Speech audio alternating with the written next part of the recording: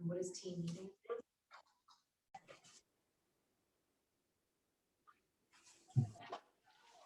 I feel like she's, I know, I feel weird about her tone. Seems like very, I don't particularly care for her voice. Is that weird? Okay, so as a reminder, how can you get your information? There's two things or three things that I'm going to show you when it comes to this. This is a reminder. Part of it is a reminder. You're like, where is it? This is where it is. So if I were to go into my home page of Keller Williams and I were to click on education, we have a lot of things that are on this page, but right at the top, it has Ignite and it has Ignite 2.0. 2.0 does have more tools, more of your information and manual how to be a real estate agent in the 2.0 part. So if we go here and then we go into our materials, again, I'm in the 2.0. I have my student files, I have the instructor files. Anybody like to teach, please let me know. Brad will be teaching next month. No, well, maybe, who knows? He could, he has a lot of valuable information. We appreciate Brad quite a bit. So, and I like to pick on him because he's fun, to be honest. If you haven't met him, Brad is a pretty cool dude. So we have, on the left-hand side, it has the student files, and within them, you will have each one of the topics that we go over. So it has Spark and it has Elements. They work together. I'm going to be presenting that's going to have a little piece of each one of them. So you're going to use both of those items. And then the days that we are not meeting, you should be going over and doing some of the activities that are in the session. So I know there's always questions about how this is being done. At the bare minimum, not even minimum, your job as a real estate agent is to be lead generating, lead follow-up, and then to practice your presentations / showings, buyers, sellers, interactions. That's what our job is. It's those three pieces. So here's where we get to it. And if you notice, it does have Spark and it also has Elements. So both of those pieces are in here. So that's where you find it. And here in the Lakewood Ranch office, and I believe Blake printed them out for the other class as well. I realize I was not showing my screen, so that's not necessarily helpful. So I'll just get back to. Hey, Susie. Yes, sir. Are you showing something on the screen? Yeah, I know. I just realized. Yes, I was. So here, let me show you. Just screen share when you're showing something, please. Yeah, screen share would be very helpful, wouldn't it? There you go. So it's right here. So if I were to go to, Oh, wow. I know, right? Isn't that helpful? So in Ignite, I'm sorry, in our homepage, go to Education. And then over here we have the Ignite 2.0. Ignite 2.0 that has materials. Here's where all of the items are. The student files are a little bit more user-friendly. The instructor files, you're welcome to read them, but they tell us what we're supposed to be doing when we're teaching. So have at it, enjoy. So today we're going to be going over section 4, which is about the database and seller appointments for both of those elements. So let me bring up my, where'd it go? I actually closed it out, so let's do that.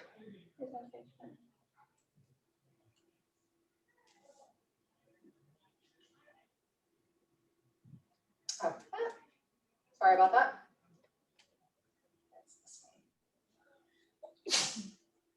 Bless you, someone. There we go.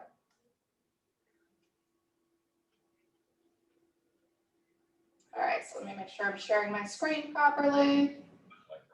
Yeah, especially pollen season.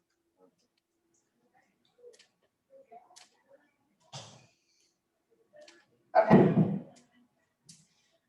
So database.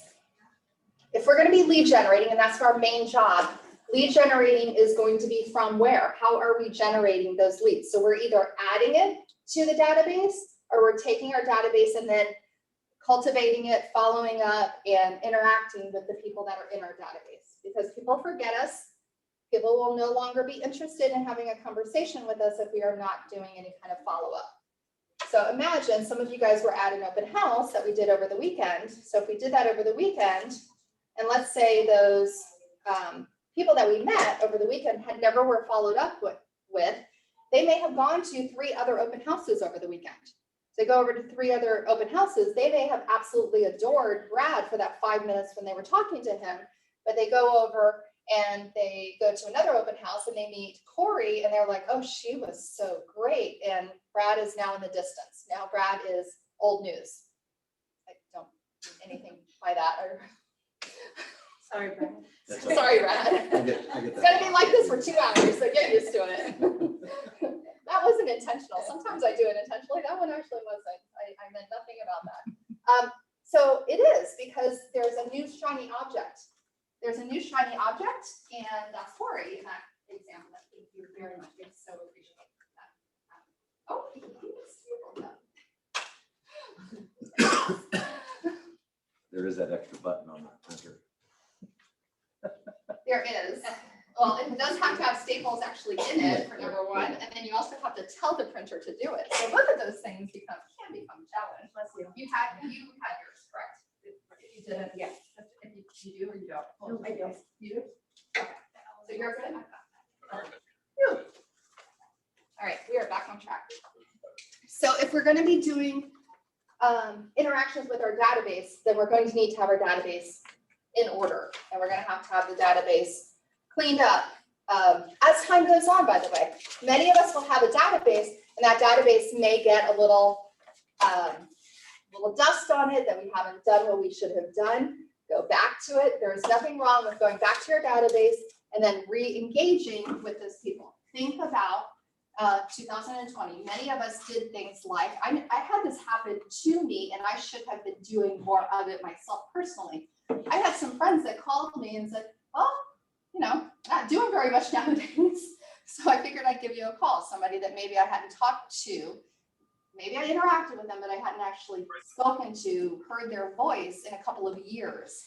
However, I knew an awful lot that was going on with them because I'm on Facebook with them, or Instagram, or saw on LinkedIn that they had changed 3 jobs in the last, few years or something like that. So I felt like I knew things, and yet I hadn't heard their voice. So our database should be something that we are systematically interacting with, that we're having conversations, 2-way conversations in a variety of forms. It's her.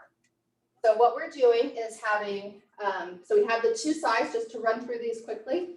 We have our growing our business. So growing our business is going to be that we're lead generating, that we are having presentations with sellers and buyers. If we do not have a buyer or seller this week that we are interacting with, then we should be practicing. And if you are brand new, as you're the most known, actually, we have Charlie. Charlie is brand new as of yesterday or Monday. Hi, Charlie. So with that, he was here on Monday, I think many of you met him, and also at the open house. So if you are brand new, it may be that you have one conversation with a friend and let them know, I'm really excited, I just got my license, or whatever is happening. You have that. Well, get to the point that you're accustomed to. I'm talking to one person a day, so that 2 or 3 days from now, maybe you talk to 2 people, and you can work yourself up because you are learning a lot at the same time. I get that. But the idea is to get accustomed to growing that database, systematically interacting with it, following up with it, so that you are treating this as a business. So those presentations, you're either practicing them or giving them. Of course, previewing real estate. Everyone has the ability to online be paying attention to what's happening with homes. You can preview online. That doesn't remove the need to walk through the doors of properties, but from a scale perspective, you can see more homes.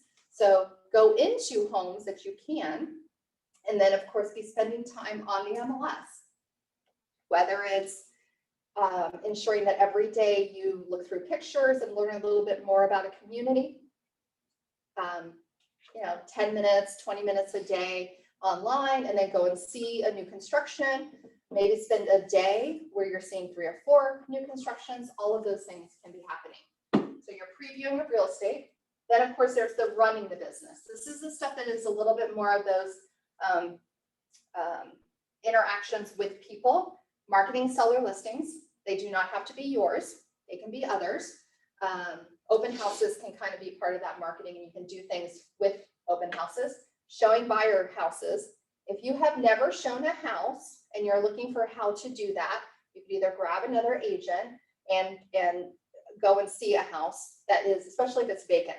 Don't go into a home that is occupied, that they have to leave and all of that. But if there's a vacant house, set up a showing. Go and learn how to use the lock boxes. Go through that process. Or grab a friend and ask them, say, let's go look at this house. Again, make it so that you're not disrupting the homeowners.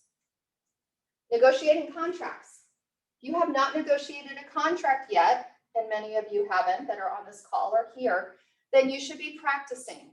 So you had an opportunity to put in or sort of, we made progress in it.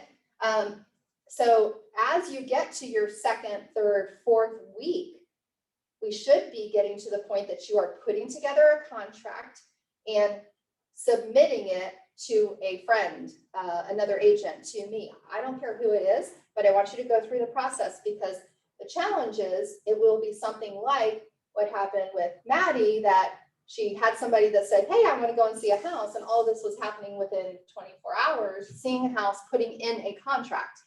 So I love you guys, but I don't want that at 8 o'clock at night on a Saturday that you say, oh, I just showed a house and I don't know how to put in a contract. I'd rather it be that I help you from okay, I know how to do that part. I still have questions. That is just how this can work effectively. Teaching you how to put in a contract at 8 o'clock at night is not my favorite thing to do. That might be something we can practice together too, right? Absolutely. Yeah. Please do that. Do it a few times. Until you do it like 3 times, it's not going to necessarily become natural to you. So negotiating contract, transaction management, that's the paperwork. We will help you with that, but know where the checklists are. Part of this is the command piece. As you learn it, there are checklists that are in command. And then, of course, we have other checklists on top of it. Vendor management. I was running out because we had AC problem at a listing that I have coming up. That's a vendor management. You just have to have it done because my seller lives in another state. Setting goals. What are you going to do this week? We talked about some things Monday. So Brad, we'll find out what your goal is for this week, what your plans are as far as real estate. And then, of course, compliance, risk management. The office has a lot to do with that. Attending training. You guys are already here and getting coaching, and managing money. So reminder, and I'm reminding you because you have to be reminded. I have to be reminded. I have a stand-up that we do, we call it stand-up, a little mini meeting that we do with the leadership staff to make sure that we're all on track and making sure you guys are all on track. So, and a lot of the time, it's exactly the same things that we're doing over and over again. So repetition works. I can breathe. Feel good? Are you ready? Yeah. I know. I don't think I had enough tea this morning. Okay. So what is a database? We've briefly touched upon this. So let's talk a little bit about what we think a database is. And I'm doing this from an exploratory perspective because we all have a little bit of a different thought on that. And we also all have different history. This is what we're talking. What can a database be? And every one of us has a database. So what are your thoughts on what is a database? It's your key to success. It's a key to success. That's a bumper sticker. Yes, true. You've been listening to Gary a lot. Yes. When we say Gary, that's Gary Keller. Okay, so our database, it is a key to success. Yes. Is it our contacts? It is our contacts. So you have contacts. Can you just share a little bit from a history perspective? Where would you have Why did I gather them? where would you have gathered them? Correct. So I did what I probably shouldn't have done is I don't have my family and stuff like that, my close people. I went out first. So I went to people that I haven't seen on Facebook and everything and started messaging every single person. Hey, I'm somehow along the way I lost your email and your address and phone number. Can I, make sure that I'm all up to date send it to me. And so that's how I've been gathering. And then I went to a couple of shops, and now this weekend I'm gonna go to the butcher and all of them that I see all the time, that know my children's names, so they should be in my database, right? They should. Everyone, your significant other and or children and or family should be in your database. Yeah, so, and right now I'm just getting their email, name, full name, and telephone number, because I want to go back and touch base with them again to say, hey, when is your birthday again? What's your birthday? Just because that gives me She's sneaky. accountability. Well, it's more for my accountability. Like, I haven't talked to this person because their birthday's not in there. So that's why I haven't been. But I want to send everybody birthday cards. So what she said, there were a couple of pieces that were from where she got her database. She has a database in Facebook. So any of us that are on Facebook, and I believe everyone here is, and I think I know enough about those that are in Inglewood are the same thing. That's a database. It's there. It has a lot of information. It tells you where they live, for the most part, or at least you can decipher that. In many cases, you can tell where they work. So from an industry perspective, you can get really, Figured I'm not going to ask them where they live. I'm just going to look it up. you can. We don't have access necessarily to every state if they live somewhere else, but yes, The ones You that can. are here. Yeah, you can. Unless somebody else owns the property. but then I sort of know. Yeah. Yeah. So we have a database through social media. That is a database. We have a database through our phones. We may have a database with an organization that we belong to. We may have LinkedIn, which is social media. It's a little different, and yet that's a really good one. And not as many people use it in the same way. So we have databases all around us. So you're connected to people, and many of us are connected to hundreds, if not more, people. So we have a system that is about the follow-up, and on the weekly basis, if you go through the entire year, and you do it a couple of times, but if you were to utilize the alphabet system and have, whether it's today you started with all of those that had, whether it's first name or last name, just be consistent, started with the A's. Whatever letter you want to start with, have a way to go through your database. And if you're doing that on the weekly basis, you will actually go through it basically twice throughout the year, or you can do 2 letters every week if you have a smaller database.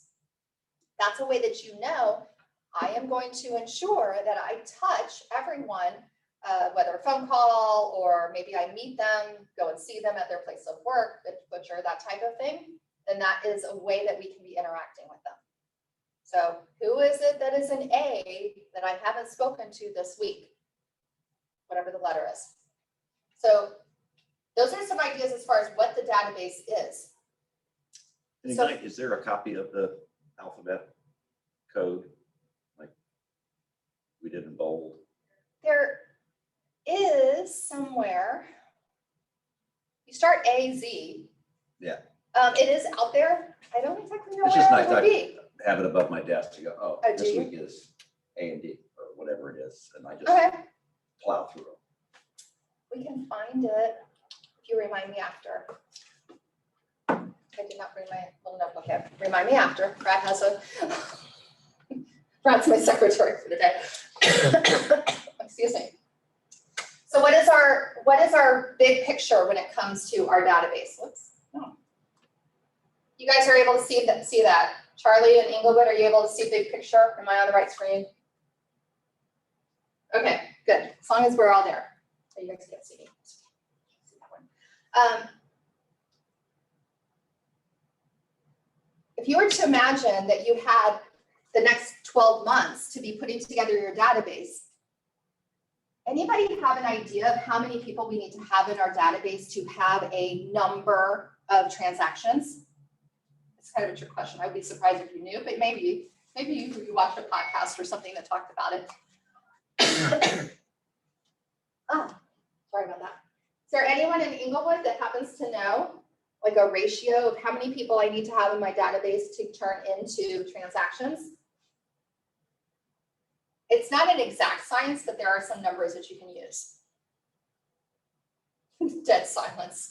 All right, well, overall, if you're systematically interacting with people that are on what we call a 36 touch, and I referenced this before, if they're on a 36 touch and you are truly interacting with them and you are seeing them face to face at some point during the year and also talking to them on the phone or in some type of a group setting, let's say, then you should have about a 12-to-1 ratio. I was like 200. You're saying 12. Like a 12, well, but I just said, now there were things that were part of that though. Right. You are talking to them. Yeah. You are in front of them. You are at some kind of an event on the yearly basis. Now you can broaden that, and while it's not exactly perfect, and I'll be honest, I may have a number that's a little higher than that because I'm a fairly strong personality, and so maybe my number is 20 or 25 because I may push people off. I'm saying that because we all have different ways that we are communicating with people, and there are those that they're the life of the party, everybody loves them. I'll be honest, that's not me, and I'm okay with that.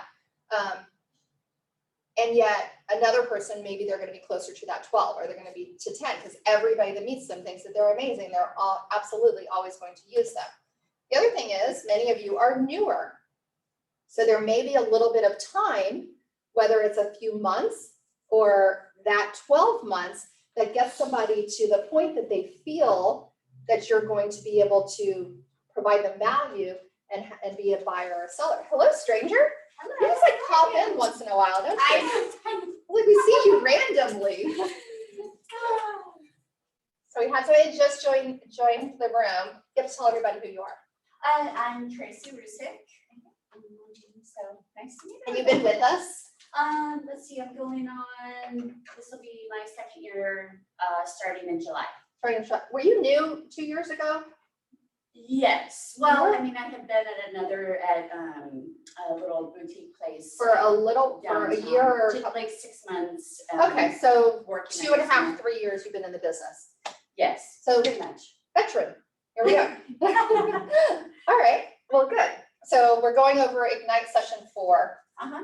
Oops, let me grab this and get this to her so that she can keep up if we reference something. So if we're going to use that number of a 12-to-1, because you don't have any other numbers, you're new, you don't have a number to be working with, so let's use that number. How many people do we have in our database? How many people do we have that we can, on the yearly basis, have dinner, lunch, see them at an event, that we are face-to-face with them? How many people do we have in that, that can go into that segment of our database? Any ideas on number? Just throw some stuff out there. You think that we could do that with 50 people? 100 people? Definitely. If you're Definitely. supposed to be calling 5 people That's what a you're supposed to be day, doing? Yeah, that's. So it's doable to get 100 people into that inner circle? Yeah. Okay. Is it doable to, by the end of a 12-month period of time, to have 200? Mhm. If you're having coffee, things like that? Yeah. So that's what you're looking at when it comes to your book of business. So it's a living record of business relationships. Let me go back, actually. Okay, hold on, I gotta organize myself here. I gotta move my Zoom. There we go. Big picture, a well-tended database produces leads. Keep that in mind. That's probably one of the most profound statements of this business. A well-tended database. You have a database that you're working every day is going to produce leads for you. A powerful database managed by a powerful schedule produces a predictable flow of leads. Predictable. we can have a fairly predictable business. And from a predictable flow of leads, you can expect a predictable flow of business. So many of us talk about, let's see how I can get this to where you guys can see this.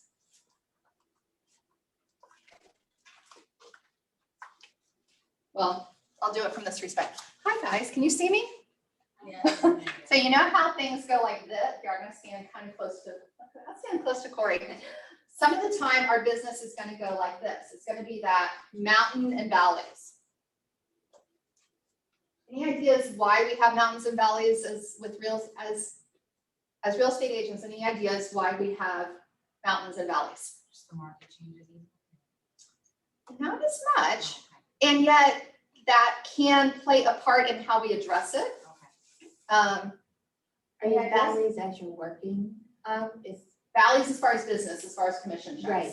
So your work, it takes a while to get a commission check. You've got to work for a while. Okay. So you might just have 2 or 3 deals working, so you're not getting a commission check yet.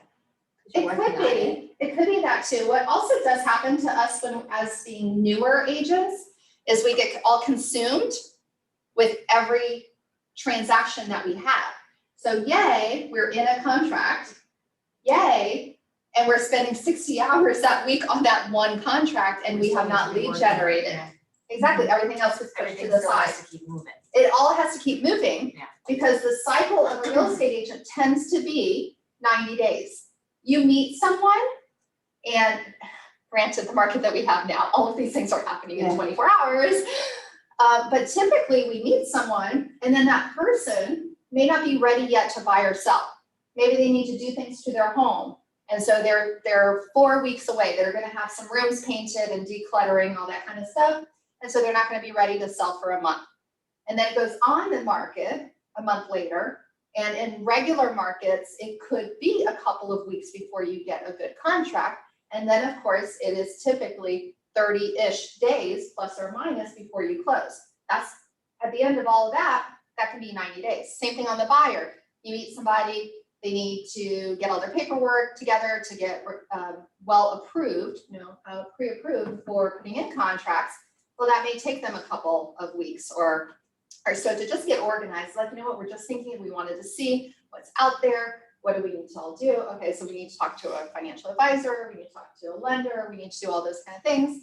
And so then you show them some houses and then they put in a contract a couple of weeks later. And then again, we're at 90 days. So assume that it could take 90 days before you could get a commission check. It may not, but that's kind of how it goes. So what are we doing today, this week, to ensure that it's either quicker or that in 90 days we have more than one going on so that we have that income that is going to be consistent. And then once we get some contracts that are actually moving, what else are we doing to ensure that 90 days after that closing, we have other deals that are happening, and 30 days later and 60 days later, and it becomes less of the deep valleys and more of a consistent, it's going to be up and down. At some point you might have 2 contracts going on, at some point you might have 1 in the next 12 months, but ideally there's consistently 1, 2, depending on what your goals are, that are moving at the same time. And you're not going to do that if you're not feeding your database and cultivating those leads that you are getting. So when it comes to, it's a living record of our business relationships. It helps nurture and manage relationships. It produces a predictable flow of business, which is what I was just trying to, explain to you how that goes. It also improves service and strengthens relationships. So if we're interacting with our database on the regular basis, how does that, well, maybe I just answered the wrong question. It's going to improve our relationships. People are going to bubble up to the surface. You talked to them a month ago and you mentioned, some things that are happening in the market, and they then talk to a cousin because they talk to their cousin like once a month, and the cousin says, yeah, I have a friend that was talking about moving to Sarasota. They live in Tampa or something like that. And they're like, yeah, they're thinking about Sarasota. great, you should talk to my, whoever, I lost my relationship paradigm, what I was talking about. So, you guys need to talk to Maddie. That's how that can happen, and you're consistently interacting with them. How are you guys doing in Inglewood? How are your questions? Good. What do you guys got? What comments can you add to the conversation?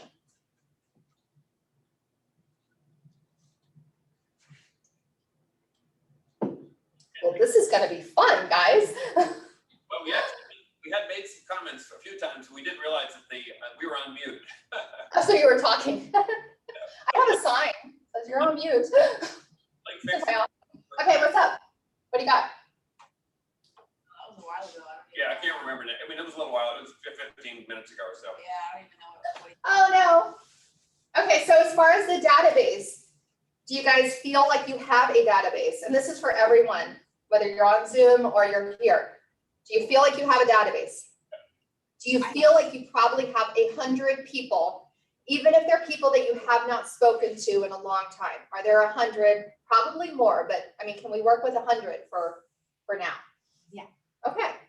Out of those 100, do we feel really, really comfortable that as soon as possible, I'm not going to put parameters on where we all have different lives and how much time you have to make this all happen. The faster you can get used to doing this, the better. But do we feel that in the next, what are we, today's the 9th or something like that?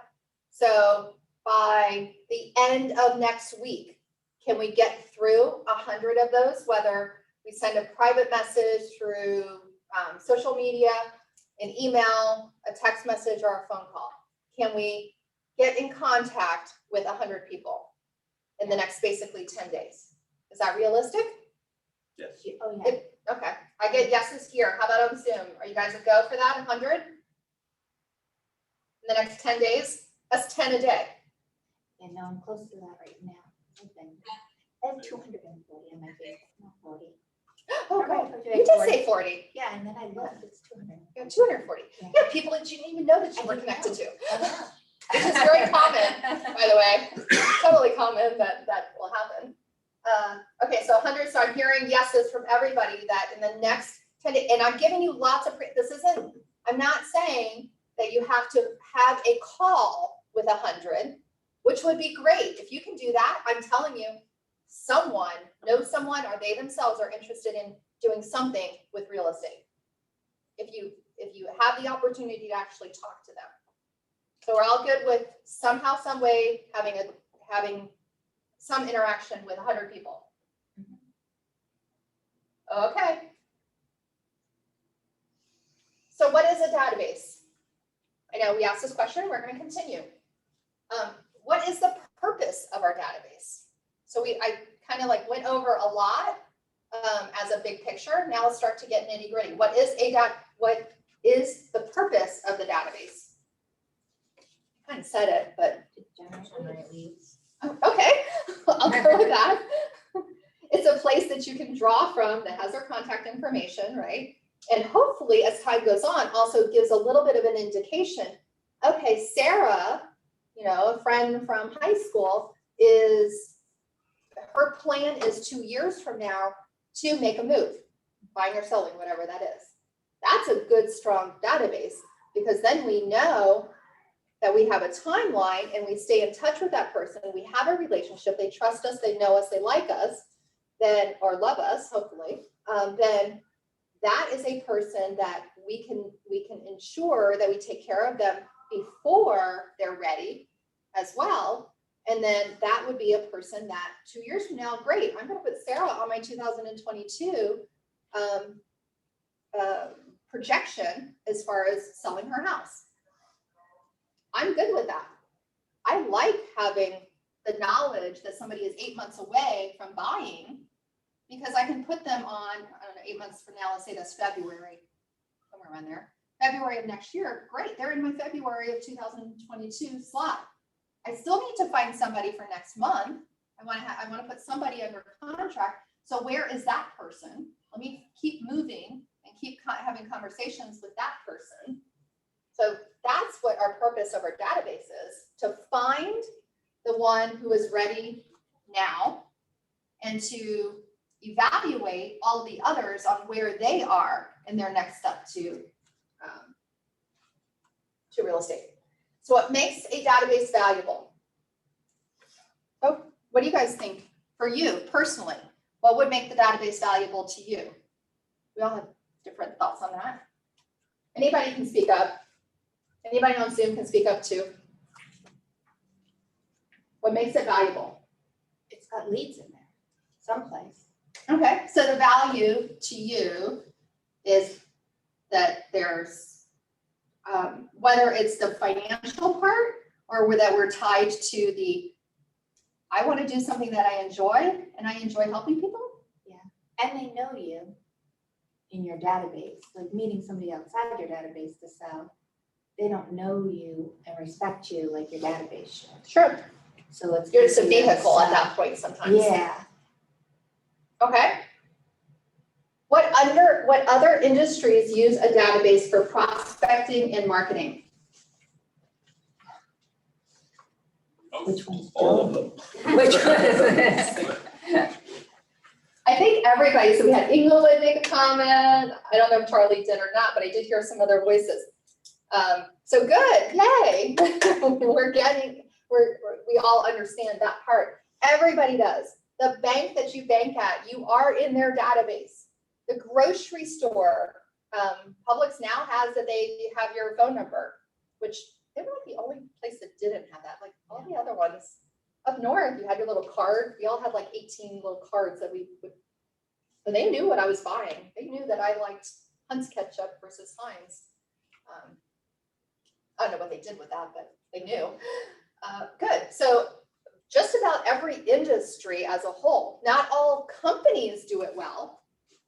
They definitely don't all do it well. And yet, all industries as a whole have some type of a database. So what makes targeted marketing effective?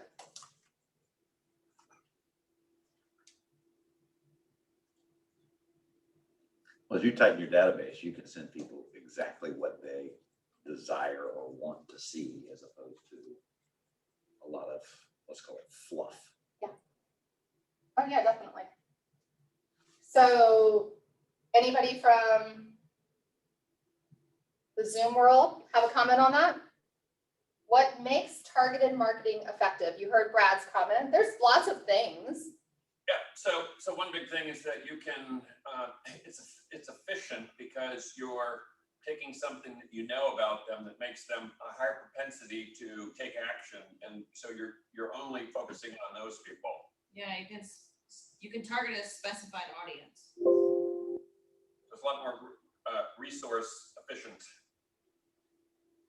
So let's say you meet somebody at the grocery store and they tell you that they're interested in a fixer-upper because they invest from time to time and they'll flip when they see a bargain that's out there. What could we do with that person and how could we target market them?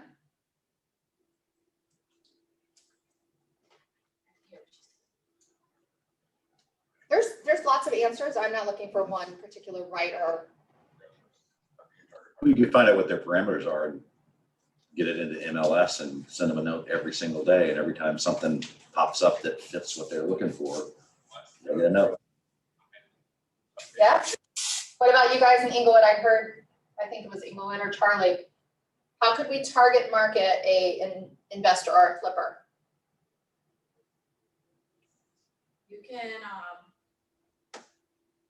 You can filter your MLS to send you stuff every time, you have a foreclosure or a fixer-upper home, so then you can send it out to the people that are specifically wanting that type of house. Okay. Is there anything outside of the MLS that we could do that could target market them? Think broadly.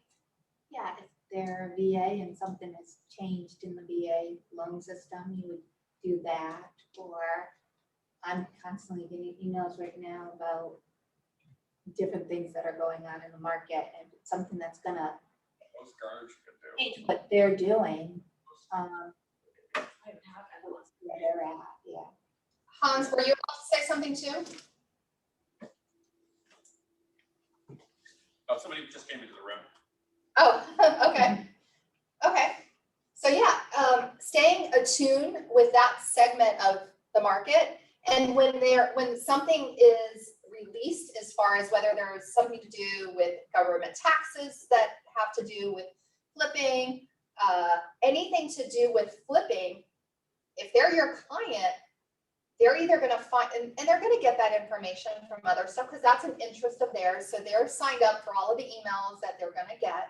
But if you are also giving them a bit of, here are some things that I'm seeing, you as a flipper may be interested in knowing. I'm going to be talking to someone that has 2 properties that are really only good for flipping or tearing down. Do you want, to set up a time and I can do a video call with you so that you could see it? It's not on the market yet. It's a for sale by owner. It's a property, whatever. That's targeted marketing in a sense. I mean, it's the communication that you're giving them. But if you're able to target them because your database is in order, you're able to pull up, oh, in the last year I've met 5 flippers. Well, let me make sure that I'm sending them something that's of value for a flipper, right? I had another client that was interested in this property and I thought I would just send you a little video. I know you're not ready yet. You were talking about you wanted to invest next year, but here are what the properties are looking like. That's different than Zillow. How are you going to market to them differently than Zillow, Realtor.com, and all the other things that are out there? You're a person. Zillow is not able to walk through the doors of the property. Zillow is going to give them parameters, and they're going to filter whatever their parameters are and only send them information on what they tell Zillow to send them parameters on. You can have a call. You can have a conversation with them that has a little bit more of the things that are not in the filter. And if you can show up as a resource that's beyond Zillow, Realtor.com, and all the other entities, you then are valuable to that person. If you are only doing the same things that Zillow can do, you're not of any more value than anybody else. And so all of us in this room, instead of it being that they like us, or they like me, or they like you, or they like you, we're irrelevant. So we've got to have that extra little piece. How are you guys doing in Zoom world? Any comments on that? Nope, good. Okay. So if you were to, I'm going to give you guys this as far as a homework assignment. What are 2 things that you can do that are not in MLS world that you can use as a marketing tool for your people? You may have heard me say that one of my favorite things to do was to go to a property, and nowadays you do more of the FaceTime, or you could even put it on Facebook, a live tour of a property. But when something really great would come on the market, if they are having a broker open, which nobody really has broker open anymore, if you have the ability to go and see that property, you see it on the MLS in the morning, it's a hot new property, you know it's going to be a great property, you let your people know, that group, even if it's one person, 10 people, let them know, this is a really, really cool property, I'm going to go and preview it this morning, this afternoon, whatever, and I'm going to let you know what I think. I would do that. You could do it as a video when you get there. This is how great it is. You had mentioned how important it is to have blank, the pool, the kitchen, open concept, whatever their thing is, do a little snippet, send it over to them. These can be very short. You could do something like that that's 10 seconds. You could do that for 10 people. You do it for one person. That's marketing to them at a higher level. That's my example. You could use that same example. You could use that as one of your things, but always have 2 other things that are outside of Zillow world, because that's your competition. How are you going to be different and better than Zillow? So there are going to be some levels to your database. Your database is gonna have essential, effective, and not a real word. Effective, exceptional. Let's go over what that is. And Corey was ahead of the game with this, not surprised. Your basics are gonna be, you gotta have, how are you gonna contact them? Phone number, email, you're connected in social media, that may be how you're connected to them. But you need to know who you're talking to. And you need to have some kind of contact info. You need to know if they are past business, and past business can be from other businesses. And of course, any kind of contact that you've had with them, if you're able to think back and say, well, I worked with them 2 years ago. Okay, well, that's when you worked with them. And then, of course, at-will communication. We'll talk a little bit more about what those things can mean, but you gotta have your essential. You gotta have those basics. Effective. What is at-will communication?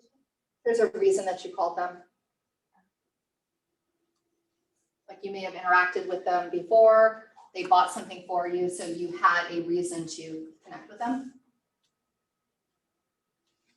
Effective. Effective is that they've told you, yes, please help me buy that house. Please help me sell.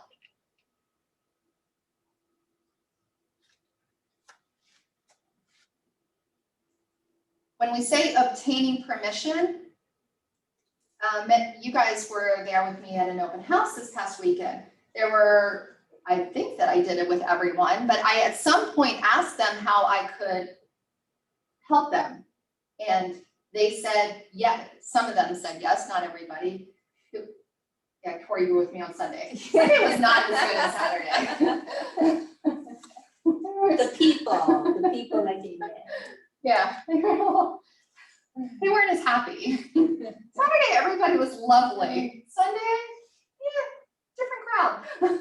It was very different. It was still good. It was just very different. So obtaining the permission is like, is it okay if I let you know when we have another listing that's in Mill Creek? That type of thing. Those types of, that's what we mean by permission. Collecting personal information, insights, and preferences in an open house, you are collecting that pretty easily most of the time because you're asking them how it is that you're going to help them. They're going to say 4 bedrooms, 3 baths, all of those types of things. That's collecting information and insights. Hopefully it's more than just that, but those are your basics. Segment and group based on 1 to 6. What's going to be important?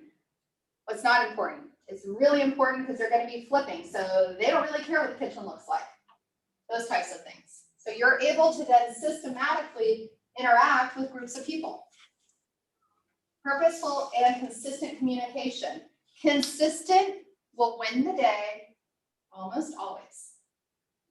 Consistency can put you ahead of another agent that's been in the business for years just because you're showing up regularly.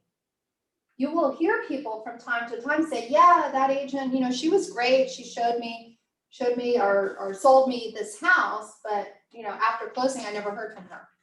So I don't really care. Why would I use her again? She was great then, but I don't even remember her name. Consistency is going to be crucial. Secondly, consistency, if there is no purpose to it and you're sending somebody's things that they are not interested in because you didn't listen to what they had or what they were interested in, that's not going to be helpful. In fact, the consistency will get you unsubscribed and blocked because they're annoyed because you didn't listen. And exceptional is going to be that your database, oh, that's in the way. I'm sorry, guys. Is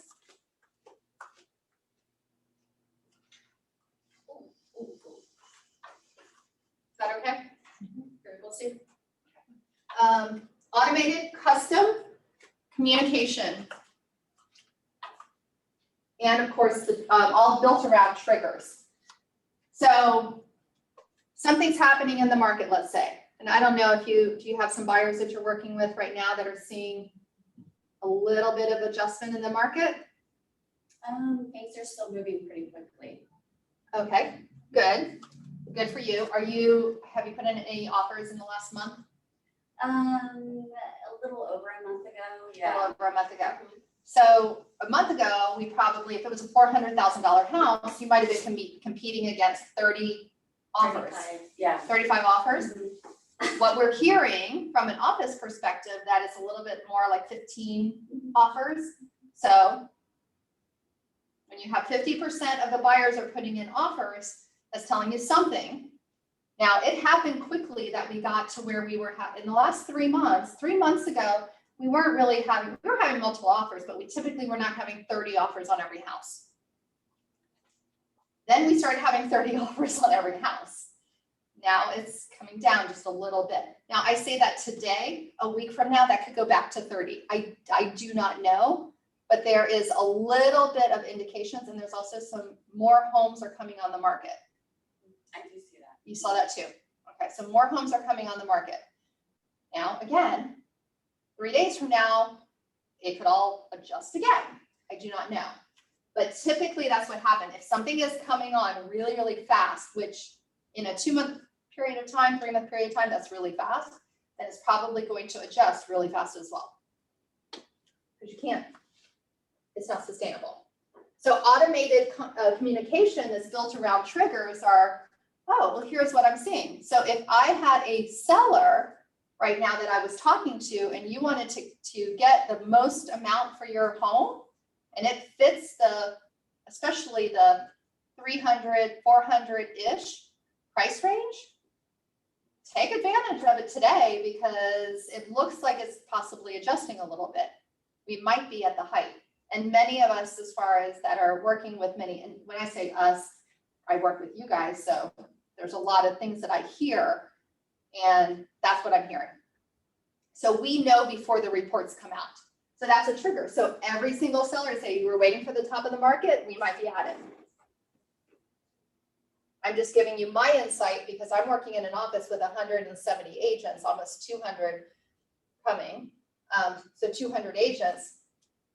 I'm just telling you, we're not competing against as many offers.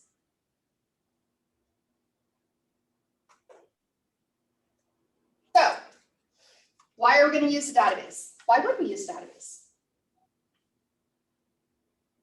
Some of these are silly questions. Maybe. Okay. Well, why? People aren't knocking on our doors. Just They are not. Are you a real estate agent? I want to buy a house and you're going to help me.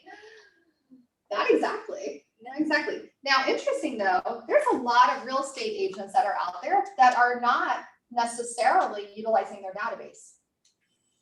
Not even a lot. I'm gonna venture to say most real estate agents are not interacting with their database on a regular basis.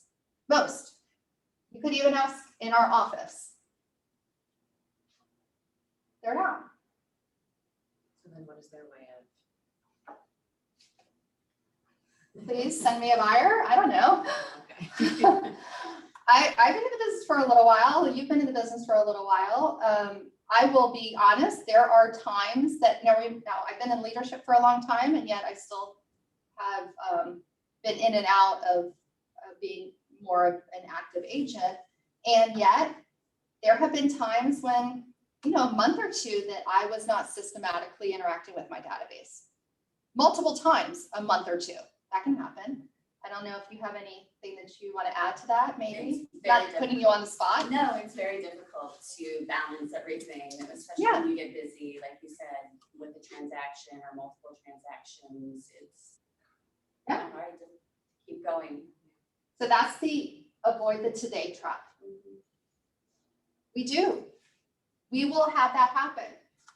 I had yesterday, there were things that I should have done from a personal level, as far as there's some people that I was supposed to talk to. So my numbers are going to be different than yours, and I'm also interacting with real estate agents that are out there and things like that. And I crashed at a certain point last night. I was like, okay, I have to figure out how to talked to 3 more people today somehow to make sure that by the end of the week, my number works. I make no promises that that's going to happen by Friday. I may need to do some cleanup over the weekend to kind of get myself back on track. And that's because my focus in my business, I want to be at a certain level. So if I allow it to slip, that's going to be problematic because I'm going to be in Georgia in 10 days. So if I want that to happen, if I want to have a nice time in Georgia, I got to do some stuff now. That's just me personally, and I'm not trying to put that on you, but I want you to have it that it's that real. Because it's very easy to get into the today trap. There's also the predictable ROI. So my favorite way to have that predictable ROI is for me to start putting people into slots. So I will always have a 12-month calendar. It's on one sheet. And it says, this is my way. I'm not saying that this is like a Keller Williams way, although I did hear this from the Keller Williams agent back a long, long time ago. On one page, it has about 5 lines on every month. And I start putting people in those months. Once I have them that they have told me my plan is to blank. Buy, sell, invest, and whatever month that is. Now they move around a lot. Totally. They tell me February and then it becomes October. They tell me October and it ends up that something happens in their life and they're off of the calendar. All of those things can happen, but I love seeing that filled up. Absolutely love it. So that's my pipeline. I like having that one pager because then I can actually have a bit of a a predictable income. And I'm tied to bringing agents into the office, as well as once in a while I will have a seller or a buyer that I help in addition to that. So that's how I do it. But I love hearing somebody that says that they're 6 months away. Most of the time, us as agents, we're looking for that today. And we kind of forget that somebody told us that they're interested in buying in 6 months. I will tell you, we lose those people all day long. Happens all the time. There are people that we met at that open house, and if they were not put into the database and labeled properly, and out of those, let's say there's 2 people that could end up being transactions throughout this whole thing. I do not know that for sure, but I'm saying, out of the 2 open houses, there might be 2 transactions that come out of that. If they never hear from me again, or they have other agents that are in front of them more often, then they're going to use them. And it's not going to be here for the office. What is ROI? Return on investment. Mm-hmm. So like this, yesterday I went to visit friends that were in Anna Marie Island and they said they wanted to move back to Sarasota because they're in Texas when their daughter graduates. So that's something I need to be putting in. Yes. And when is the daughter graduating? In a year. Okay. But okay. So that's June, July 2022. Put them on your calendar. Draw them on the calendar. However it is that you use it. Sorry, didn't you say like 6 months aren't you supposed to make contact with them 6 months? Was that you or was it a video? So 36 touch, you're actually interacting with them for the most part twice a month. Twice a month? Yeah. Oh, okay. Well, 3 times a month that you're interacting with them. A lot of it is like you're sending them a market update, which is a little bit passive. Yeah. But you'd like to have, if you can have 2-way conversations with them.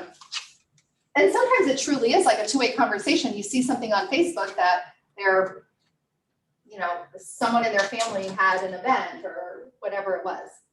And you got to be creative sometimes. Sometimes it's a matter of they went to a party or they had a birthday party for their child and it's like they had a really cool cake and it's like, where did you get the cake from? Those types of things. You got to be involved and interested. And sometimes we think of that being intrusive, but in some ways you're just interested in their lives. So that sometimes is natural for us and sometimes it's not.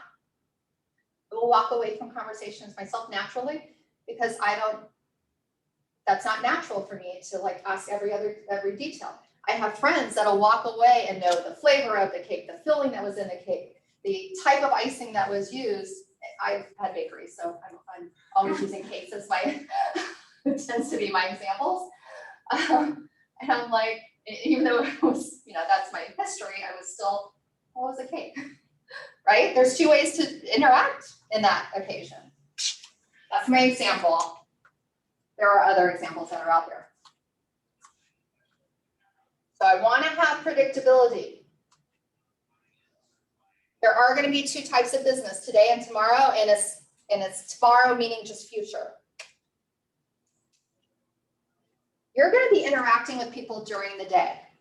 Most of us, now that really there's no real restriction on going anywhere, if you choose, you probably have the ability to interact with, and there's some kind of a number. How many people do we do, and we all have different lifestyles.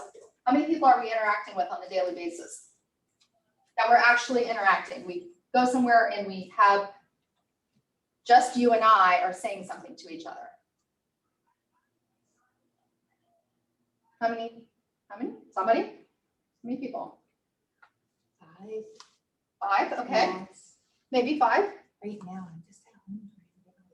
No, I was gonna say, it should be more than what it is right now. It used to Okay. be more. So if you were not to be here, because this is gonna be over in 2 weeks, 2.5 weeks. Then it should be up. It Okay, should be so what's a yeah. number? Anybody, Zoom world, somebody in Zoom, tell me, what do you think that you can, and my lifestyle is gonna be different than yours. This is not perfection, but if you're in front of somebody, they're more likely to do business with you. So how many? Put a number on it.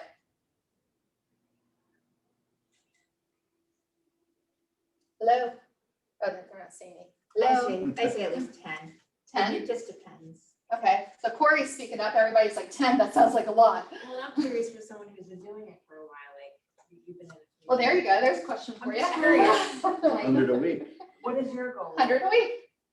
It changes Yeah. for me, but I mean, ideally 5 is 5 a what day? works for me, yeah. Okay, so 5 a day, so that would be 25 people that they're in front of. That doesn't mean that you can't have other interactions with people.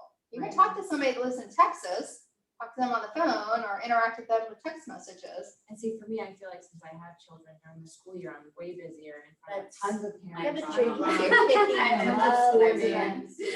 And like the summer slows down a little for me. I mean, I know I still need to get out there, but as of what would happen on my normal daily basis during the school year, I'm in front of so many people.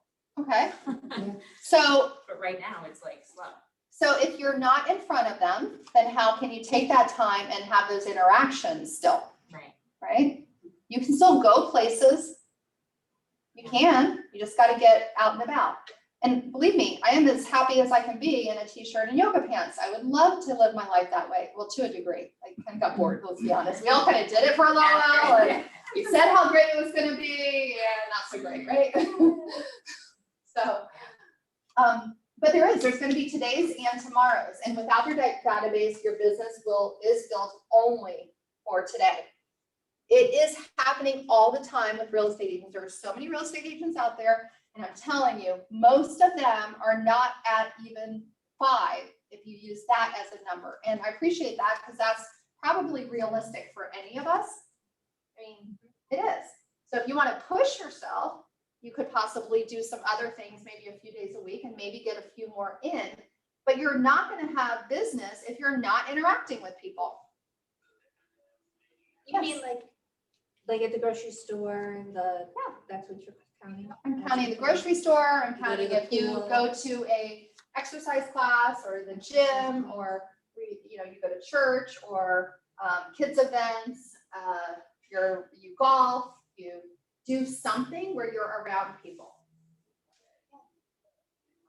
5 isn't and whether it's the 5 a day or that you might have one day that you're heavier because there's an event that you go to.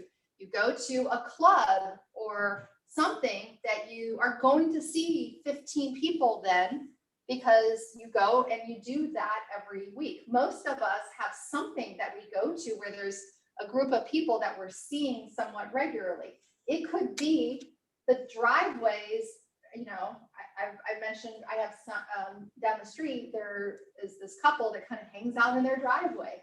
If I go there, because people are gonna come, they come to see, I call them that they hold court. Because it's like, they do, like people just come to them, everybody's gonna check in with them.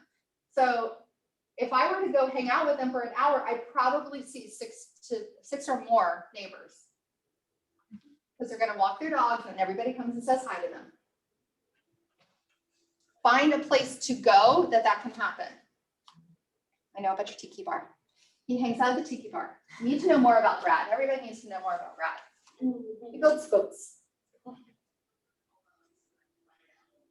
So I use the database. So on this sheet, there's a lot of people here, right? Oh, you can see on the side. Don't look at that. You talk to 100 people. It would be pretty amazing and how big your business would be very, very quickly if you spoke to 100 people and every one of them said, you're going to help me sell. You're going to help me buy. I'm going to be an investor. Can we help you, Kendall? Wave at Kendall. Right? Wouldn't that be great? It's like, you know, just because you shook their hand, they're like, you are my agent, but that's not reality. Be a little overwhelming. Be interesting to have that happen, right? Could be a pretty cool goal to get to that point. It's like, oh yeah, I'm the one that you heard about. That's an interesting line, but because so I can kind of be forceful. It's like, I'm sure you've heard of me. I've met people that are like this, like, no, I really haven't. So 100 then turns into how many? Whatever that number is. But it's not going to be all 100 of them have said, yeah, you can send me a market update. You're going to have some of them are like, no, I don't have email, whatever they say, right? I know the person's gonna live in this house. Isn't that fun? So weird. I almost like hope that he doesn't. Like I really do. I'm like, don't come in and say that. I think she said, was it 2 or 3? 2, oh, I think it was 2 and 1 was coming in. I know. I don't know where the 5 came from. I swear I thought it was a 5. Yeah. We had somebody that walked through doors. It was like, I know who the person is buying. It's like, oh, well, which one of the offers is yours? Or which one, you know, and then he wasn't, I didn't like him. I just didn't like him. I just didn't. He was talking to another realtor and she's like, yeah, go find him. Yeah. I don't want you. I really don't. I really don't. We tried a couple of ways. She was much better than I was. He was definitely more interested in at least having a warm conversation with you. But I didn't want to continue. Anyway, but it does. It comes to a smaller amount. Smaller amount, smaller amount, smaller amount. You meet a lot of people at open houses. You do 4 open houses this month. Out of those 4 open houses this month, depending on how many people attend those open houses, it's a very strong possibility that you could start working with between 1 and 3 people. That's what the numbers tell us. I have it happen pretty regularly. And Brad, you've been doing this for a little while. Tracy, you've been doing this for a little while, right? If you were to do an open house every weekend or 4 in a month, is it realistic to say out of those 4 that you'd have 1 up to maybe even 3 people that you start working with in the next 12 months? Yes, definitely. Yeah. So if I were to have that as my number, the low bar being 1, at the end of a 12 months, I would start having 1 transaction just from open houses on the low end. Most probably it would be more than that. You did 1 open house every week or 4 in a month. So maybe you do 2 in 1 weekend, something like that. You gather enough information, you systematically interact with them. And from systematically interacting with them, at the end of a 12-month period of time, you would probably have 1 plus probably closer to 2 or 3 transactions just from doing open houses. Here's where the disconnect is. You meet them at the open house and you do not systematically interact with them. And somebody else does, and somebody else sells them a house. Because you're going to interact with more than 1 a month. You're probably going to interact. You're going to send some to 4 or 5 people, that you continue conversations with, and then their lives change. So instead of them planning on buying at the beginning of January 2022, they end up changing into where now they are at, I don't know, they're not moving at all. Something happens in their life, and so they don't want to move. As far as selling, the market adjusts, and they're like, you know what, maybe it's not the best time for sale. We were only interested in selling because we were going to make so much money. Now we're not going to make so much money, so maybe it makes sense for us to stay.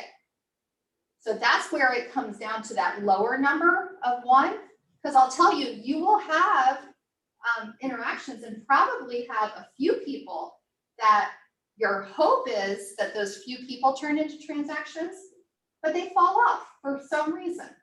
Things happen with people. They get mad at you. They get mad at you. You're sending- Anybody be mad at Brad, but it happens. You're crazy Did I- Floridian real estate guy. And you're sending me too much information. That could happen. Yeah, It did. that could, oh, it did? Oh, Yeah. sorry. But that could totally happen. It happens to all of us. If you're in it long enough, there is someone that's going to change their mind about you and the interaction. And it's either that they're going to choose someone else or something happens that they're no longer going to do what they said they were going to do. So then they either get moved off of my one pager every, where I have my months, and they then become, that I may systematically be interacting with them, but they're not responding, they're ghosting us, which can happen as well. All of those things can happen. Can you tell if someone unsubscribes from your emails? They'll tell you. You can go into their name. Yeah. So this is why we use a database. Oh, hello. Sorry about that. So we want to consistently be adding hundreds or 5 a day, 10 a day, 20 a day, whatever that is, we want to be adding them to our database so that we are consistently growing our business. So we have, from a systematic approach, 10 to 1, 14 to 1. This is what I was talking about. I think I said 12 before, it is 14. So for every dollar that you invest in your database activities, expect at least $14 back. When you sell a house, you're going to get commission. So if you spend $1 at the end of a 12-month period of time and you look back at how much commission you got, and how much marketing dollars you spent, not time, but just the dollars, it should be 14 times as much. That's the goal. You may be a little less than that at the beginning. It could be, because you got to find your niche. What I do is very different than what you're going to do. So you got to find some of that and what's working for you. Also, different communities are going to work differently. If you're communicating and you're advertising, whether it's online or paper or whatever it is that you're doing, or events, and you're spending your money, that's going to work differently in different communities. A community that likes a food truck that you sponsor is not necessarily going to be a community,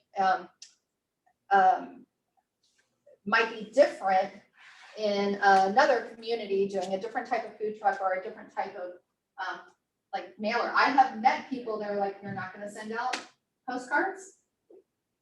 Like, well, you've got to send out postcards, or you've got to be advertised in their paper for that community. It's like, you have a paper? But that's important to them. So whatever is important to them is going to be, you're going to need to find out what that is for a community that you're going to be farming and communicating with, and what can you do to make that actually work. You send money on a paper and it's a community that is not looking at the paper, probably not the best use of your money. So for every dollar that you invest in your database activities, expect $14. Consider, it is possible to get much more with repeat and referral business, which goes back to your database. Searching for new business, people that you do not know, versus the ones that you know, you'll spend less money and less time. They already know you. They like you. They trust you.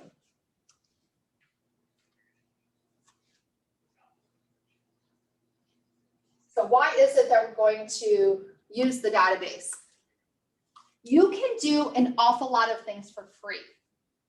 Not free time, but free from a dollar perspective.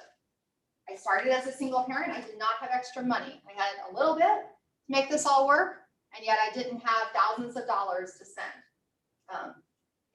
When I started in New Jersey, I did have, there was like the top agent had come in as a brand new real estate agent and had hundreds of thousands of dollars that they spent to go and buy the market. They did that.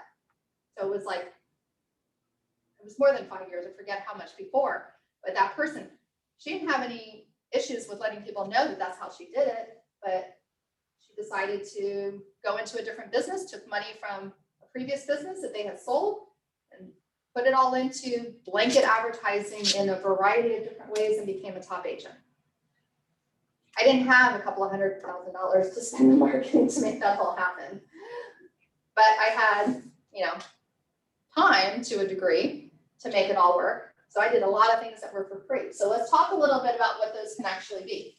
Because the lowest lead cost, the cheapest customer acquisition strategy is to work with existing customers, people that you know, things like that. So what can we do this coming between now and the end of next week?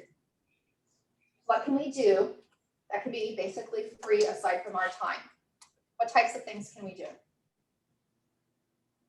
We had to be more creative like last year with all this stuff. Now, like the world is all open. What can we do? There's somebody out there that's looking for a house. Anybody in Inglewood? Charlie? What can we do? That's free. Talk to people. Talk to people. Talk to people. Okay, who are we going to talk to? People from on our contact lists. Okay, so from our database. So make calls to our database. Door knock. Door knock. Brad and I have door knocked together. Yeah. So is that? I knocked on like 10 doors. He knocked on one and had more luck with that. And he Like did. we knocked on regular doors. He knocked on the president of the homeowners association's door. Me personally? Yeah. So I'm a very driven person. So I really care less if it's out of my comfort zone. I'm comfortable with being uncomfortable. And that's why you go do some of these things. Yeah. Because you, To get over the that. fifth house, you're like, I got this down, he's gonna get this, here's the people Yep. that live in these houses. I hadn't done it in a long time, but Knocked on one who was an ex-realtor. Get out of here. I sent all my referrals to Mhm. Wagner or whatever. Yeah. Other just person, carry on, "This is a just keep terrible going. time." Yes, ma'am. Next one. Okay, so door knocking, that's basically free. You can print a flyer, but you can do that for very little. Okay, so door knocking, talking to our database. Is there anything else that we can do between now and the end of next week? Go to the pool. Go to the pool. There are a lot of people there. A lot of people. What time will we go to the pool that will capitalize on our time? Right. Probably Saturday, mid-morning, probably a busy time. Or, yeah, when the hula hoop group is there, we've got classes at the pool. Got a so- hula hoop group? Yeah, How cool is that? We need that at the Tiki Hut. it is. You do, oh, We have that's a tiki video. at our pool too. I've seen the people, yeah, I wanna see the people in the tiki hut. Yeah. They're all No, retired building boats. The hula hoop group is huge. We Yeah, have hula dock, hoop group? It's I a love one, that. it's We do have dock exercise, dance. they exercise. Yeah, what? dock dance. Dock dance. We put it on Snapchat, but viral. Show us your dock dance. Just people go out and dance in the dock. But you just capture all these things. Of course, he's on Snapchat.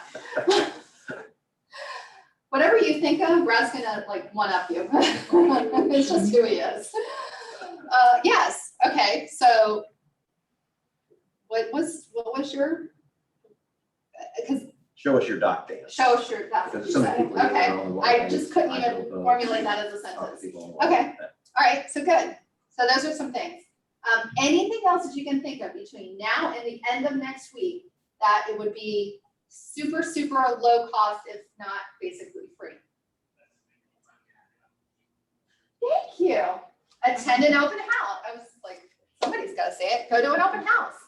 And if you really want to make it free, you could get, there's probably a lender that will print your papers for you. Why are you laughing? No, I'm just laughing because it's free. But then if you go to some of these other things, you talk about the open house course, you need at least 10 to 15 signs. And then all of a sudden that's. But if you bought the signs, then you're not buying them again for that one. So it starts to neutralize itself. And yet we have signs that you could borrow. Yes, I borrowed them. So that's free. Okay, so could you do something that, again, you could have a lender print the papers for you. It may cost you a little bit because you should have like water. We see it's different times now. People don't want your food. So don't make cookies. I mean, you could. It might go over really well, to be honest. I don't know. But it could go over well or it may not. So there might be a little bit of cost of having something, but I mean, you're talking about a couple of dollars for some water. How are we able to do somebody else's listing? The same way that I did it. That wasn't my listing. So, but how would we be able to figure all that out? So if you guys are not aware, you could ask another agent in this office, or you could check in with Inglewood as well. And in theory, it could even be from other companies or a for sale by owner, but that's a bigger conversation. But you could check with what we have. So currently, typically we have like 100 to 150 listings at any given time. We're having like 30 because they're selling so quick. That's not normal, but that's where we are today. Hey, we had like 17 one day, like a week ago. So 30 is improvement. If KW Select, our little Facebook page. Okay. Didn't somebody? Who's there this morning? Yeah. Somebody just put something Venice, else saying was it in will. Venice? So I just, he said. Yeah. Support of Venice, you don't have, you're That Sunday new, is do open. everywhere. You can go in there and say, I'll do something. Yeah, there's somebody asked Now, us. would they want a new agent to do that? They don't That's care. fine. They want. So people- fine, so connect with another agent and do it where you're not by yourself, but you've been trained, fumble through it, just If do you want it. to Do Saturday, I'm doing it from 1 to 3. Is that the one in Venice you Yeah. saw? And we could go do it together. Okay, well, you guys organize that, Very well. Okay. but we have to stay on track because we have to be done at a quarter till because we have that, but that's how we do You it. meant when you said do as many open houses. As many open houses as you can. Yep, so beg other agents, as well as check our Facebook group, as well as check the MLS. Because the MLS will have the office listings. If you don't know where that is, it's on the main page on the right-hand side. It'll say active office listing. Contact every agent, just ask them, can I do an open house? And some of them will say yes, some of them will say no. Just keep moving and find one. Okay. Most of the time, if you really want one, you contact everybody, you will find one. And do ones that even if you're looking at going, ooh, I don't know if I really want to do it. You're new. If you're not doing that, then be doing something else. And honestly, the conversations that you're having are a learning experience anyway.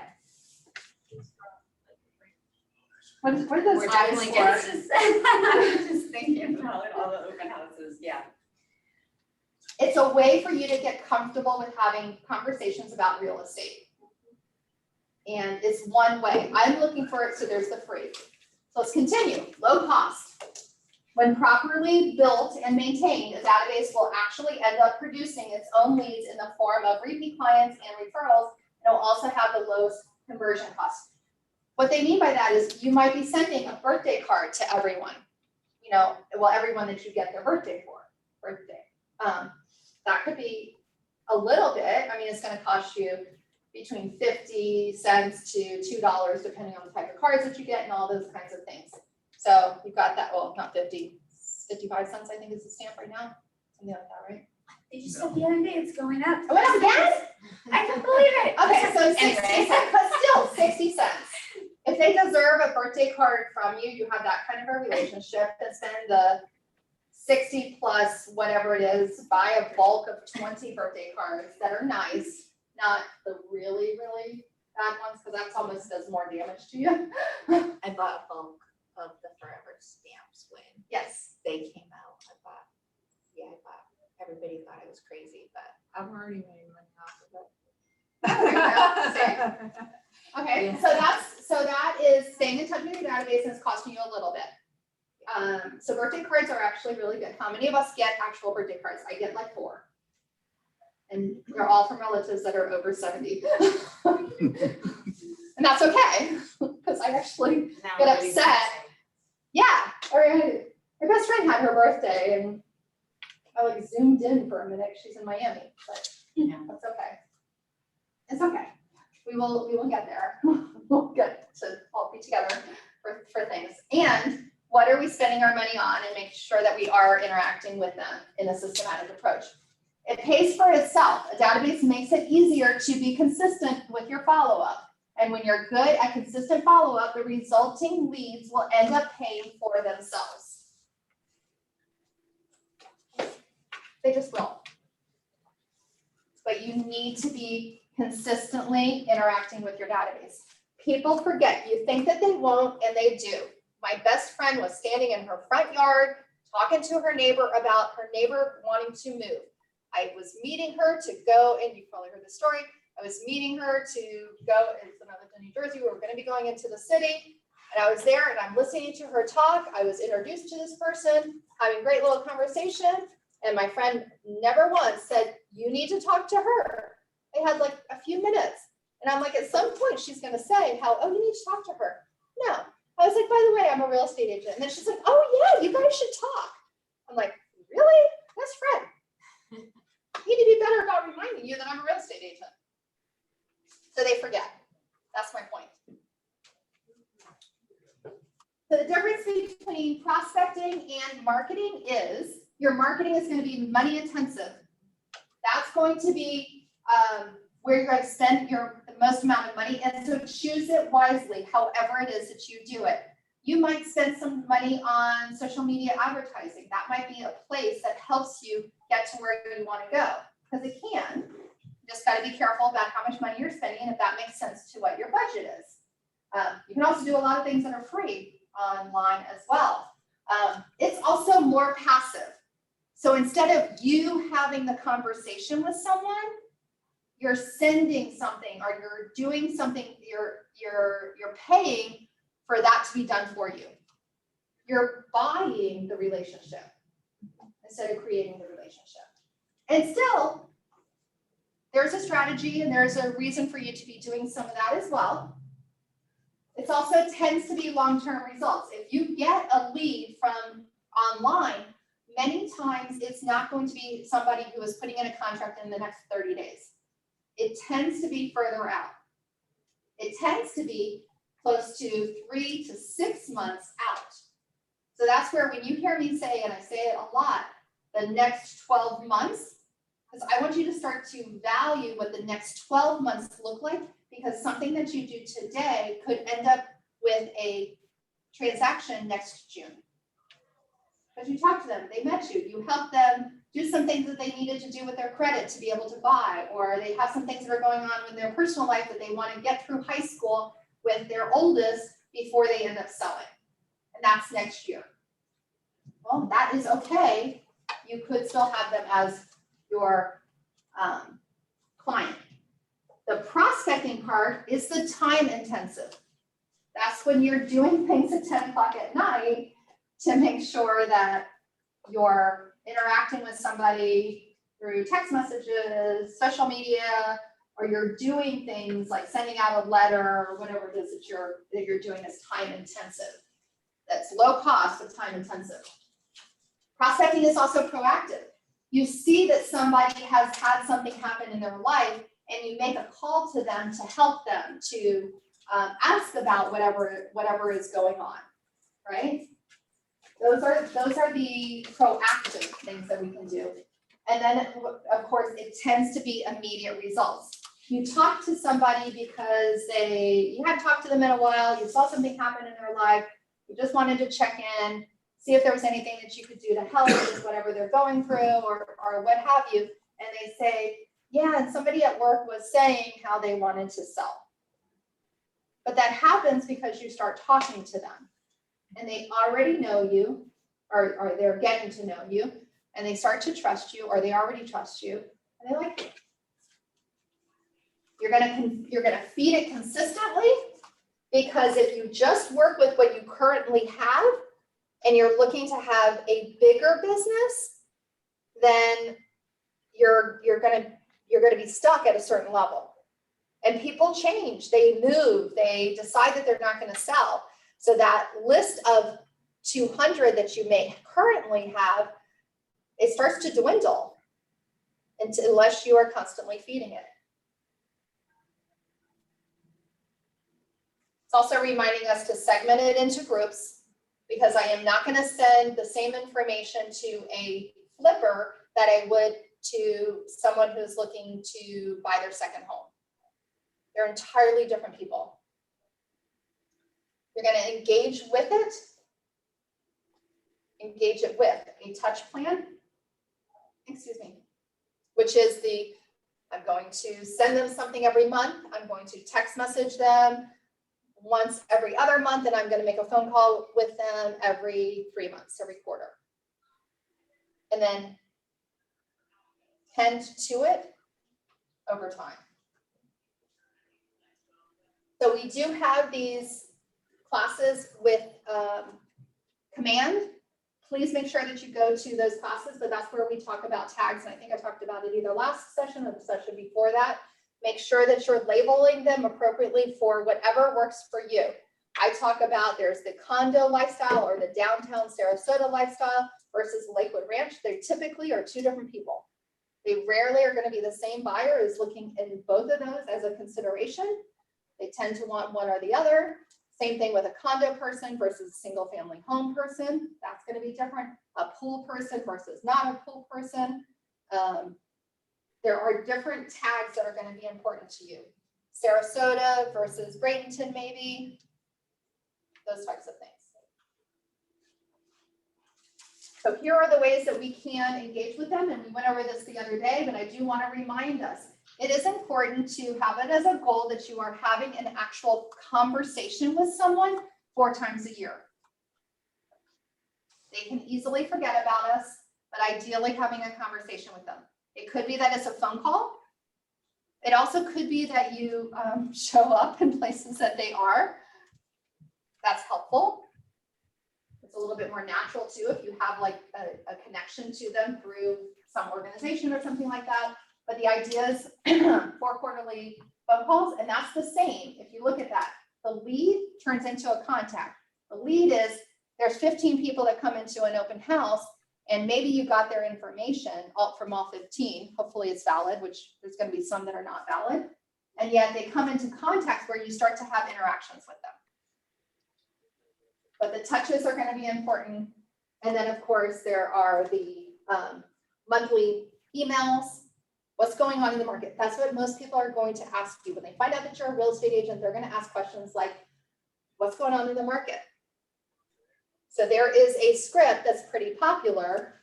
Somebody asks what's going on in the market, and you can say, and you guys, like, what would you guys say like today? I'm going to teach you something different, but what would probably be your answer right now? Yes. Oh, sorry. So if you heard, Tracy gave away the punchline. Somebody asks, like in so many words, they're saying like, what's going on? Like, what's happening? What's happening in my neighborhood? What's happening in many times our answer was going to be, because what the market is insane right now. So insane, crazy, Wild West, all of those terms are being used. Her response was probably the one that's going to get you further. Why do you ask? Because what are they going to say? Well, my sister is looking. I'm thinking of selling. So my conversation, instead of it just being I'm busy or it's crazy, yeah, then they're like, oh, okay, that answered my question. And yet You're not getting it. I'm going to call the agent across the street who I know to help my sister. I'm going to tell her to call someone else. She just told me how busy and crazy it is. Right? But if you ask them, why do you ask? And there's ways to say that, be natural in your conversation. They're then going to tell you why they're asking most of the time. And when they tell you that, you're going to either have a seller conversation, a buyer conversation, or an investor conversation. And they're different conversations.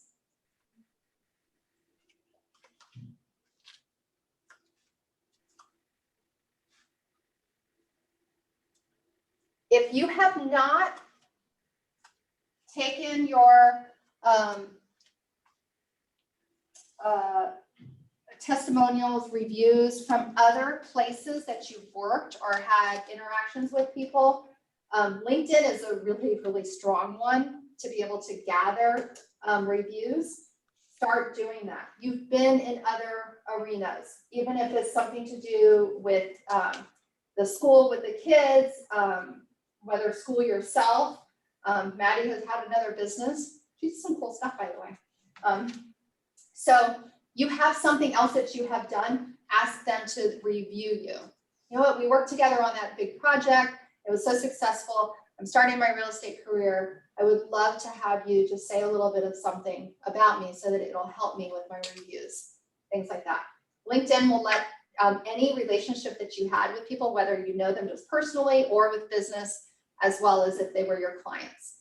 Realtor.com and Zillow tend to need you to have had, there needs to be a property associated with the review, or it could be other agents in some ways. So look for what their stipulations are. But LinkedIn really lets it be really broad, and you can always refer people to that. So you can utilize, there are widgets that let you do that when it comes to your website, things like that. Scott Leroy has a lot of ways that you can add things to your websites.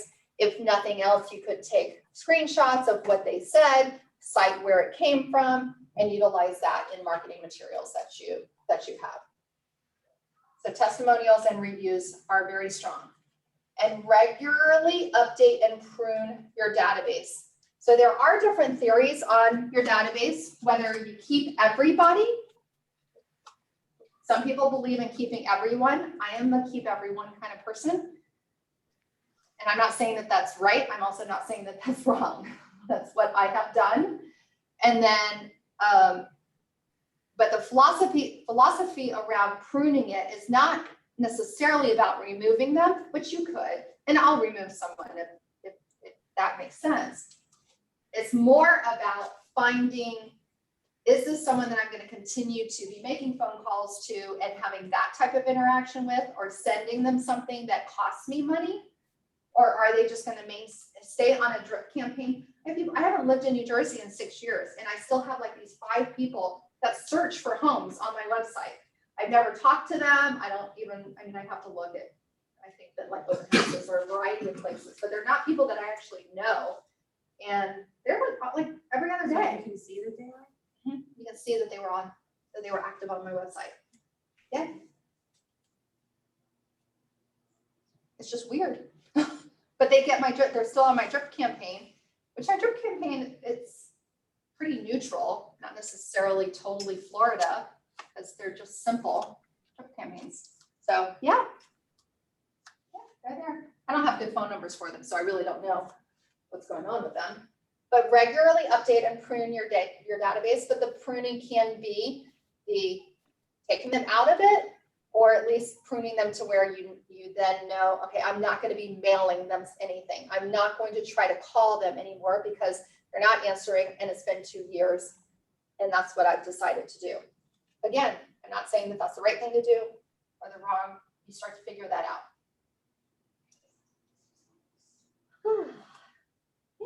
So we all have our team meeting in, it's in 20 minutes. So let's go over, what are your questions? Again, you in the chairs. Someone's coming, taking our chairs. Is that locked? Yes. Oh. Ooh, mixing it up, getting a table today. So what are we gonna do with our database? Use it. Okay, that's Use it, basic. grow it. Use it, grow it. All right, so we all have decided that we're gonna talk to 5 people a day. Is that right? Or more. Okay. And are we clear on how we're going to talk to them? I know all about the hula hoop. Not hula hoop. What's a hula hoop? Oh, hula hoop. Okay, hula hoop. That's gonna be the big one. That's where you're probably gonna talk to the most amount of people. Thank you. What else? What else are we doing? What's happening in Inglewood?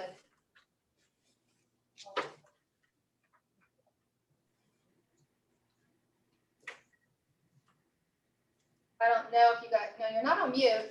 What are you guys gonna do in Inglewood? Oh, same things. Okay, so the database.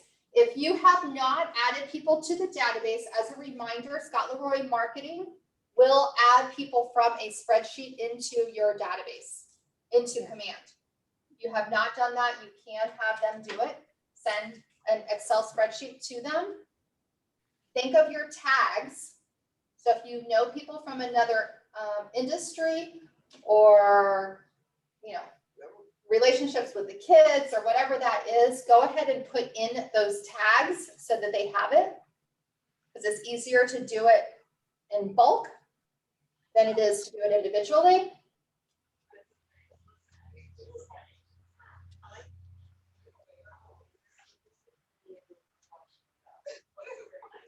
Inglewood, if you guys are talking to us, we can't hear you. I think it's just.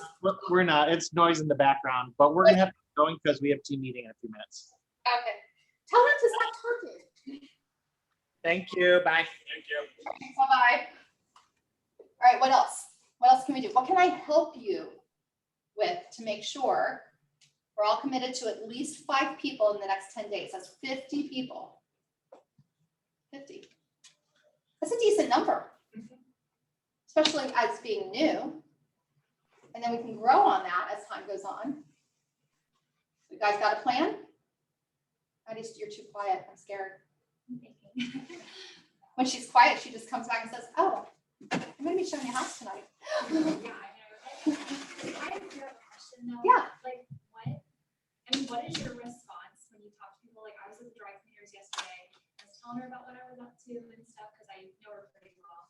And I was like, oh yeah, I need some clients, like refer people to me, and then it's immediately shut down. She's like, oh, my sister-in-law is a real estate agent. Like, how do you deal with that? Because everybody knows somebody. My cousin is a realtor. My mom is a realtor. It is a decent. It does come up quite a bit. Yeah. First, find out where, because sometimes they're going to say that and they're like, oh yeah, it's in Ohio. I mean, it may not be that. It's not uncommon for someone to live like an hour or so away from that relative. So they could very well be saying, oh yeah, she's in Fort Myers, or they are in Orlando. So that could happen as well. So I would ask that question.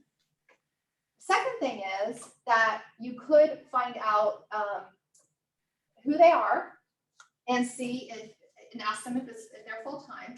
So it sounds something like this. So you don't want to be interrogating them, but if you were to say something like, it's like, oh, is she a full-time agent? I've decided that I'm going to be full-time, or whatever it is that you're saying to them. That might identify whether or not they are full-time or not, because there's a lot of agents that have their license that do not do this as full-time, right?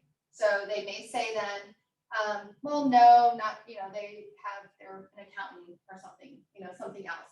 It's like, okay, well, I'm doing this full-time, so if you ever have any questions, please feel free to let me know. Sometimes by just going a little bit deeper, it will start to evaluate whether or not they are an agent that they would actually be using. And instead of it just being that natural, like it's almost like I'm just looking, it's just like a natural type of thing.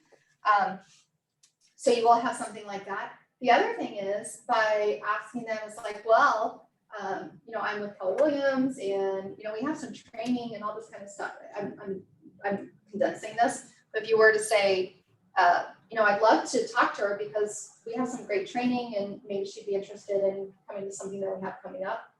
That might be something she could do. We do love to grow our office. Because the more people that we have, the more things that we do, the more opportunities we have for open houses, the more listings we have. It's all good for everybody. So things like that. That tends to happen. I'm not the one that's going to look to discount that other person, but I am somebody who likes the idea of finding out, are they true players or are they not? And you will find if you get that a lot, probably half of the time, they're either not going to be full-time, or they're also going to be out of the area. So when they say that, it's like, I'm always looking for good referral partners. They're in Fort Myers, that would be awesome. If you could give them my information and see where it goes from there. I like the question thing too, because I spent a lot of time with somebody the other day that already had an agent. Yeah. But the agent's part-time. Yeah. And he was at work, and she needed a listing. She needed a contract in, so she used me before she told me that she had an agent. But when I found out she had an agent, I didn't skip a beat. I continued to give her all the information. Mhm. Some of the things I would not do for her because I said, well, that would be stepping on your agent's toes, so I can give you, sure, I can go out and look at the property with you and give you information as a friend. Yeah. And as a fellow homeschool mom, but basically if she loses that because he was at work, I now have a relationship that's a little bit tighter with her than maybe next house she would think. And that type of thing That I'm a actually lifetime. does happen. Yeah, Yeah, that they are, so it's that worth giving that it a another, try. another agent does not respond to them, whether it's that they have another job or they're busy or something like that. It is not, it happened not that long ago. I'm trying to think of who it was. You would know who it was if I said their name. Somebody had a client because, Yeah, because there's also a script that talks about a backup agent. Yeah. I'd love to be your backup agent. Mhm. You're still giving information to there because I'm full-time, I'm this, whereas your other person, they'll know it's part-time, out of state, whatever. You just go down the path. Yeah, and it was a relationship to her husband, because they're both firefighters. okay, So it was, well, my husband said we have to deal with this person, so I was like, well, let me get a strong relationship with you, well, so. yeah, if and you they think- might, Mhm. they might, but they also may not. Right. We had, in the last couple of months, I helped a new agent put in a contract because they tried to contact the agent that they were working with, or there was some kind of a relationship, and that person wasn't available, Mhm. didn't respond or something like that. We put in a contract and we got the contract. Now, I don't remember all the specifics of what happened after as far as that termination, but they aren't there, they're not there. So yes, go back to what he did say about that there are scripts, so that helps you with that conversation, how you can filter that conversation. We have the books that are over here, these books that are on this table. So I know we've got Charlie. I have two books. He wants to come on for the team meeting. I can really surprise her. Say, yeah, welcome to, you're a little lady, but so these books. So there you go, Charlie. We have these books in the room, and they Okay, have tons of scripts that are in here. Now, these are scripts that are older, but they're still good scripts. Just keep in mind if it says something that you're like, okay, we don't do it exactly that way today versus 3 years ago or something like that, then keep that in mind. But this is, there's hundreds of scripts. And then of course, there are scripts that are in Ignite. You go to where I've shown you where you get this material. There are 2 books of scripts, which probably have like 50 scripts or so that are in there, and they're very current. Yeah, one of the pages was 47 pages. Yeah. And the other one was four. Yeah, there's a lot of scripts in there. What else? This is, Questions? oh, this is kind of a little different. I just have gotten so many emails from like this .loop housekeeper mail. What do I do with all this? I'm like, is this something I definitely need to take care of right now? So you don't have to take care of it today. Is that Where from you Scott are. Roy? I just got, Yeah, and so that's like, Scott Leroy he connects a lot of the things in the background, and those things help you work your database. So like MailChimp is a tool that will work with your database to be able to send out things like newsletters. okay, so pretty much I just need all my time to learn about it all. You do. So I'm a fan of thinking of, for the first 30 days, there's a lot of things that are being put together. It all goes back to, I need to be talking to people. I need to be interacting with the people that I already know and those that I'm already connected to. And there's pieces that are coming together, come to a lot of classes and just know that there are pieces that are coming together. And for something like that, I'd say another, like within the next week or 2 weeks, you're gonna start to see some classes that may pertain to that. Like we have this afternoon, the magazine class. So that it's on the calendar. Oh. So like, what's going on? Yeah, the calendar. And so the magazine is something that you can use systematically to send out to your clients if you wanted to. we have a lot of things that are packaged for you. As time goes on, you might make things a little bit more personal, but at least you can have these tools to be able to use them. My recommendation is to come to this class, talk to people, and maybe towards the end of next week, you start revisiting some of those extra layers. We're looking for that first layer, and then those are, yeah, you'll Because see I that. literally don't even know what kind of it is. Yeah. But you will have, because of different classes that you're going to, you're gonna see that somebody's gonna talk about, and I'll just use MailChimp as an example. Somebody's gonna start talking about MailChimp, and then you're gonna be, oh, well, that's what that's for. I'm not gonna be doing that today, but I'm gonna make a note that 2 weeks from now, I'm really gonna work on MailChimp stuff, that type of thing. Yeah, there is a lot. Yeah. Totally agree. There's a lot. Because like I wanted We all to, feel that way. if you want to send out like some type of nice postcard or whatever through the system, like I don't even know how to. Yeah. And we do have some of these classes that will help you with that part. Scott Leroy does have a number of classes. If you go through his training piece, if you wanted to, and I think I might have sent this to one of you. It might have been to you. I feel like I might have sent this. webpage. So, yeah, He has videos. he has a lot of videos that are on that, but I feel like it might have been at the open house that I may have said this, but I feel like I was saying it to you, but it was someone.